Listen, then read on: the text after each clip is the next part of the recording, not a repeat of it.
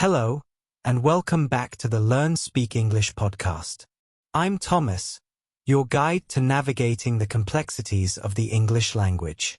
Today, we aren't just learning vocabulary. We are changing the trajectory of your career. Let me ask you something personal. You have the skills. You have the years of experience. You have the technical knowledge that makes you an expert in your home country. But when you walk into an interview room or log into that high-stakes Zoom call and you have to switch your brain to English mode, do you feel something slipping away? Do you feel your personality shrinking? I've coached hundreds of professionals, from software engineers in Madrid to marketing directors in Tokyo. They all tell me the same thing. Thomas, in my language, I am funny, I am smart, I am persuasive. In English, I sound like a child. I sound like a textbook. That frustration, that gap between who you are and how you sound, is what keeps you from the salary you deserve. It's the wall between you and the job of your dreams. But today, we are going to build a bridge over that wall. We are going to elevate your English from competent to compelling.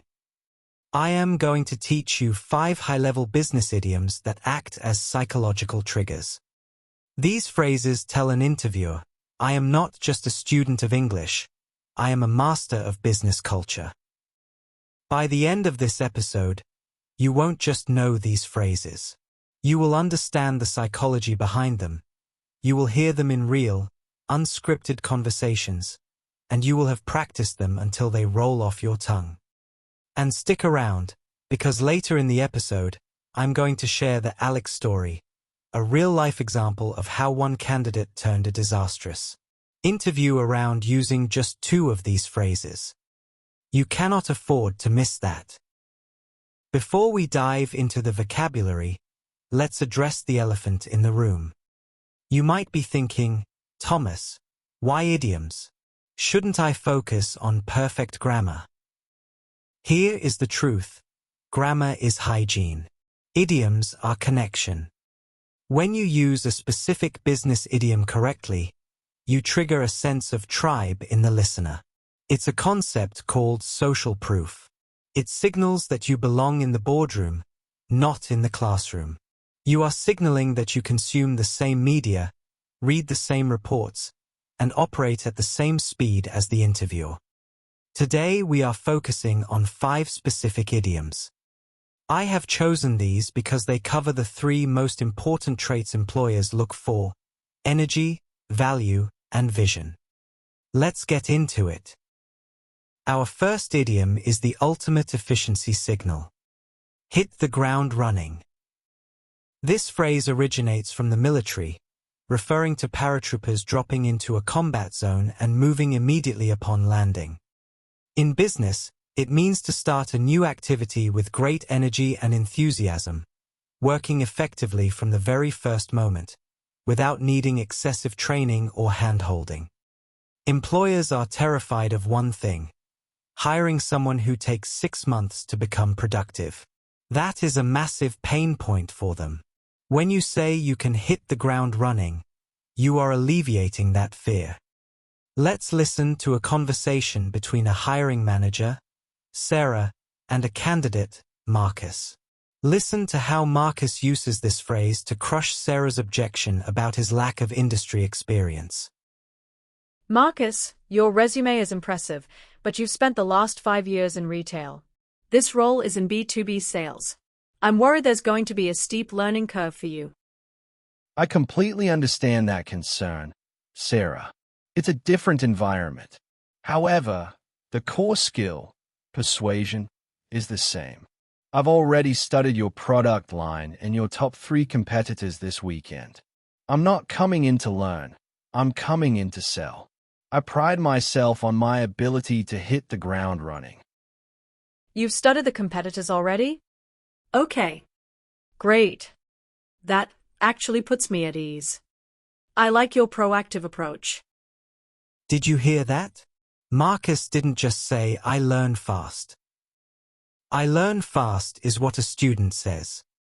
Marcus said, I pride myself on my ability to hit the ground running, and he backed it up with proof, studying the competitors. I want you to pause for a second. Think about your current job. If you had to apply for it again today, what specific skill would allow you to hit the ground running? Is it your coding language? Your contact list? Go to the comments section right now and write one sentence. I can hit the ground running because I know X skill. Do it now.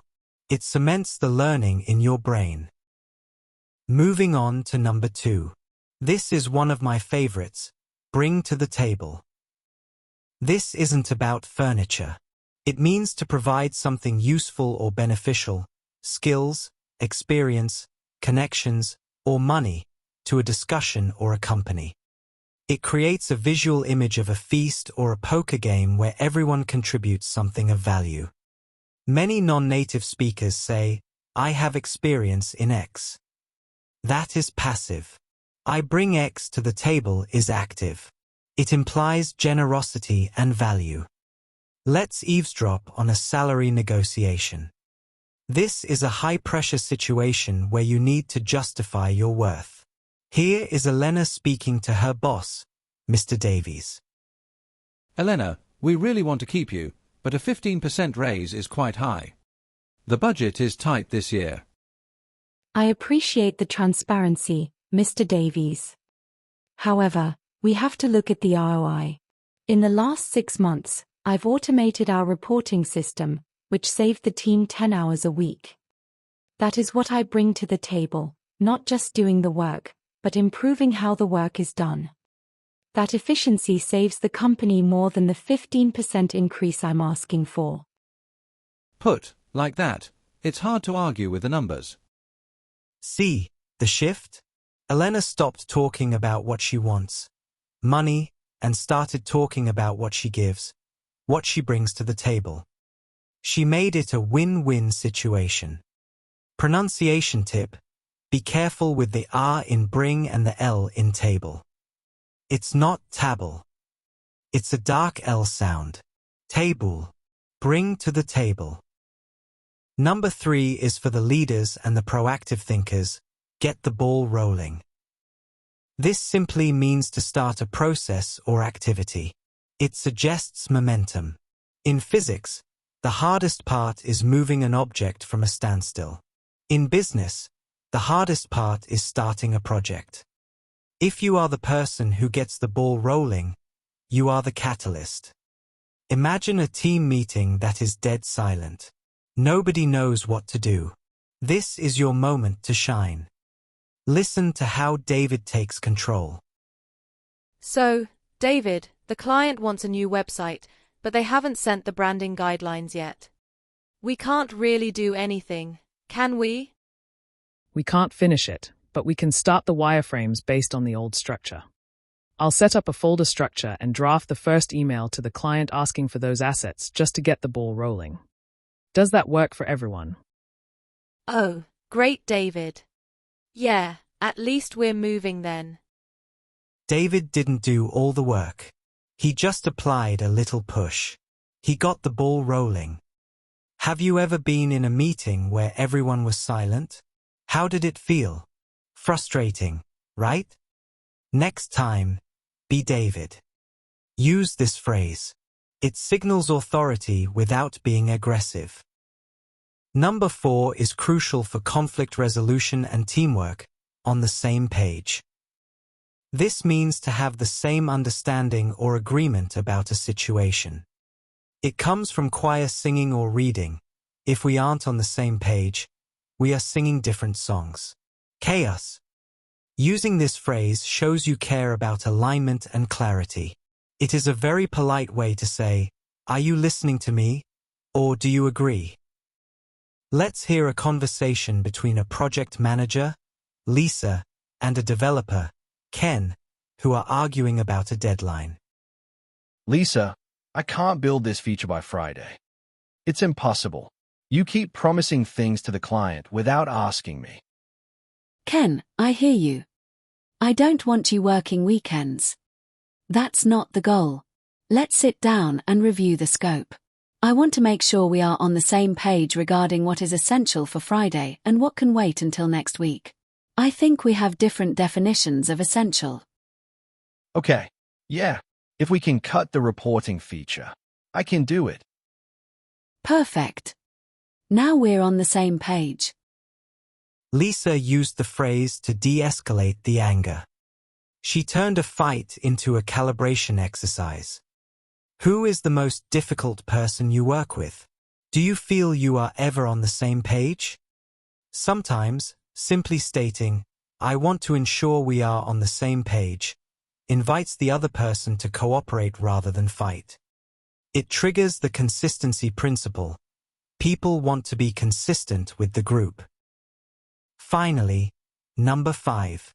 This is the CEO level phrase, the big picture. This refers to the overall perspective, objective, or long-term goal, rather than the small details. It separates the workers from the strategists. If you are applying for a senior role, you must use this. You need to show you aren't just looking at your feet, you are looking at the horizon. Listen to Julian explaining a mistake to his supervisor. Julian, this report has a typo on page 3. We need to be more careful. You are absolutely right. I'll fix that immediately. I apologize. However, looking at the big picture, the data in this report shows a 20% growth trend, which is what the investors are focused on. I want to make sure we highlight that trend in the presentation, even while I correct the typo. Brilliant. Julian accepted the small fault, the typo, but immediately pivoted to the large success, the growth. He reframed the conversation around the big picture. Now, we have the pieces. Let's put the puzzle together. I want to introduce you to Alex. Alex is a real student of mine. Alex was applying for a senior project manager role at a massive tech firm in London. He was terrified. His English was good, B2 level, but he felt slow. The interviewer, Ms. Stone, was known for being tough. She didn't make small talk. She drilled candidates. Alex enters the room. His palms are sweating. Ms. Stone looks over her glasses. We have a lot of tight deadlines coming up. This isn't a job for people who need hand-holding. If we hire you, how will you handle the pressure in the first month? I don't have time to train you. This is a trap question. It triggers the fear emotion. Most people would defend themselves and say, "Oh, I work hard." Alex remembered our lesson. He breathed in. I understand perfectly, Ms. Stone. Time is money in a launch cycle. I pride myself on my ability to hit the ground running. I've actually already downloaded your API documentation available online, so I won't need technical training. I can start contributing to the sprint planning on day 1. Ms. Stone raised an eyebrow. She was intrigued, but she wasn't done. That's ambitious. But sometimes our teams struggle to agree on timelines. We have developers in Ukraine and sales in New York. It's a mess. How do you handle that? This is a pain point for the company. Disorganization. Alex used the solution formula. Communication is the bridge, isn't it? In my experience, conflicts happen when expectations aren't clear. I usually organize a 15-minute stand-up meeting just to get the ball rolling each morning. It ensures everyone is on the same page regarding our daily milestones. It prevents the confusion before it starts. And are you detail-oriented? Or are you a dreamer? I am obsessive with details, Ms. Stone. But I never lose sight of the big picture. I always ensure my daily tasks align with the company's quarterly revenue goals. If a detail doesn't help the big picture, I question if it's necessary. You know, Alex, that is exactly what I needed to hear. When can you start? Alex didn't have perfect grammar. He made a few small mistakes with prepositions during the interview, but it didn't matter. He spoke the language of business. He addressed her fears, time, confusion, money, using the idioms that signal competence. Now, it is your turn. Passive listening is not enough. To rewire your brain, you need to speak. We are going to do a shadowing exercise. I will say the key sentences from Alex's interview. I want you to repeat them exactly after me. Do not just say the words. Copy my emotion. Copy my melody. If you are on the train, whisper it. If you are in the car, shout it. Are you ready? Let's go. Pause and let the listener repeat after each line, if needed. Phrase 1. Listen and repeat strong and confident. I pride myself on my ability to hit the ground running.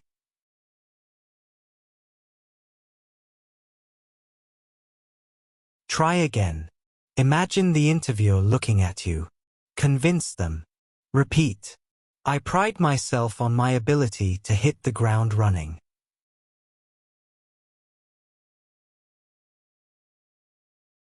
Repeat. I pride myself on my ability to hit the ground running.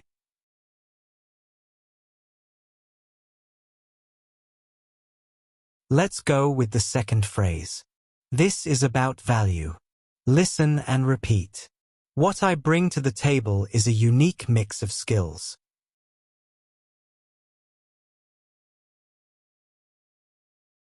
Feel the weight of the word unique. Repeat again. What I bring to the table is a unique mix of skills.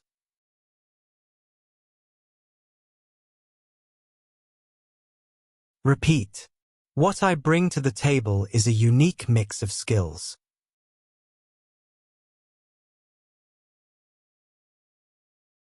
Phrase 3. Leadership. Listen and repeat. I ensure everyone is on the same page.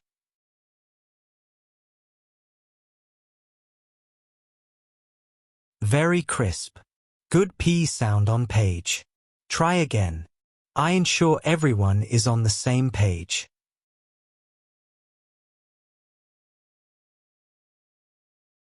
Repeat. I ensure everyone is on the same page.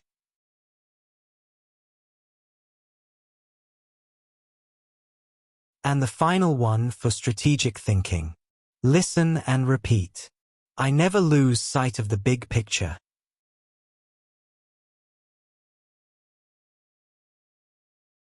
Try again. I never lose sight of the big picture.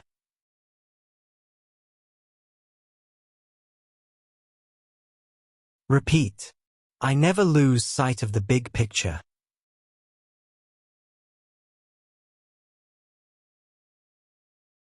How did the shadowing practice go? You did an excellent job. Remember to listen as many times as you need to this part, and feel free to pause the recording if you need to repeat it at your own pace. Excellent work.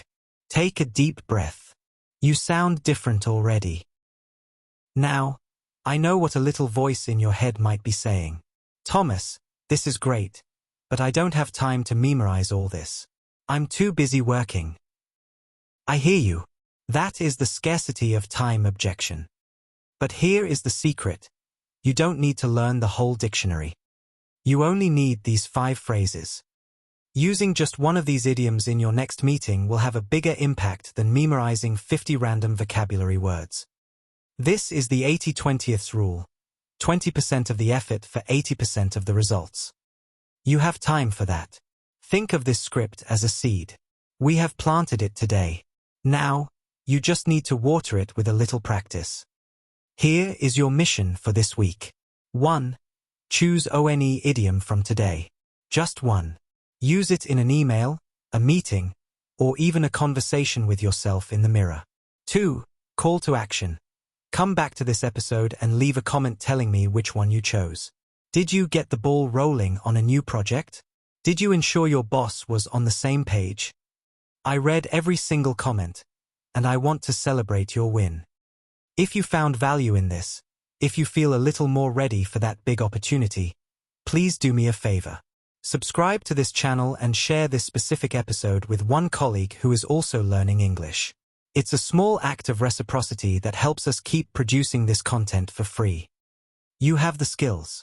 Now you have the language. Go out there and hit the ground running. I'm Thomas. This has been the Learn Speak English podcast. Cheerio.